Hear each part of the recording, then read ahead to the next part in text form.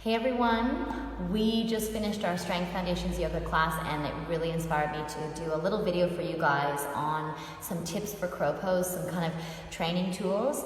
And this doesn't even have to be a training tool that is going to be used for achieving the pose, but it's for building on the aspects of the strength development of the pose. And so that will be a lot of trunk strength and a lot of core strength, and just this feeling of push as well, and this squeezing in energy between the elbow and the knee, or the elbow, the knee and the armpit, and also between the thighs as well. So for this, you're gonna need a block or something like this, and a ball, okay, is really good.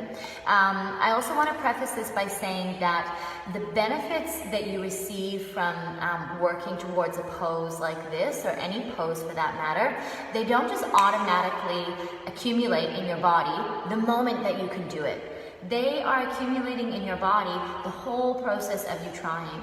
So if you're in this mindset of, I can't do the pose, get out of that. It doesn't matter. The process of trying in a way that's sustainable and safe and appropriate for your body and where you are at, that is where the benefits come from. It's not from the moment that you get, the pose that you are working towards. That's not when the benefits are accumulated. That's when maybe it's impressive, or maybe there's a little bit of a show or a performance aspect, or there's a sense of satisfaction if that's something that's really important to you. But the benefits accumulate in the body during the process phase, not the moment that you do the thing that you want to, that you're working towards, okay? So we'll just do a quick little exercise with these two things. Now, I like to work these if I'm doing it in a class, independently of one another, and build up the, the familiarity of each element by themselves before I put them together, but I'm gonna show it with them together, okay? So you're just gonna be sitting here. You can have the heels down, you can have the toes down. The block is going to go between the thighs because this represents, when you're in a crow pose, this represents the squeezing in energy that you want so that the knee doesn't slide on the outside of the arm. It stays on the back of the arm or high up in the armpit, okay? And if you can do this with two balls, that's great. I'm just using one, and you'll place it onto the knee here, okay? Now you can just practice this pushing, maybe one side just hangs out. This was kind of that similar crow position where you'd be having the ground right here, and you're gonna push the ball in between the elbow and the knee. Now further to this, you can take the weight off of maybe just one foot, maybe just the leg that you're working with on the ball, still squeezing the block, don't let it drop.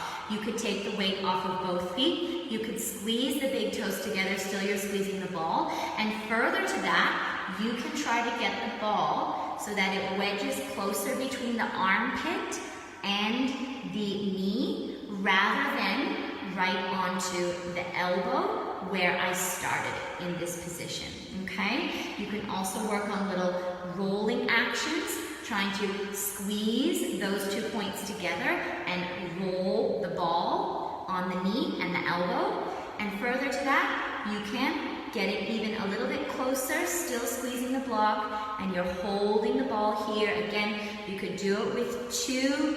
It's already getting hard, and I'm getting hot and sweating, and it's good. So you really want to feel that squeeze in between those 2 points. Now the beautiful thing about that, anyone can do it. We just did this with a class, and I had a huge diverse age range, a woman who was 80 years old, and 80 years old, and I had younger people as well, men and women, and all different ranges of flexibility and strength and experience, and they all benefited from it. So it's accessible.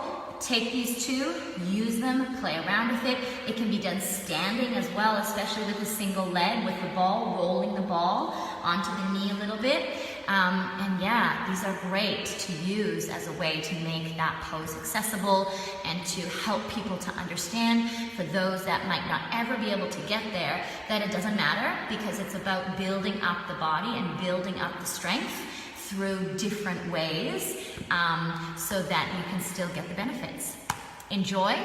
If you do this, make sure you tag NSYFC and let me know how it goes and if you have any questions.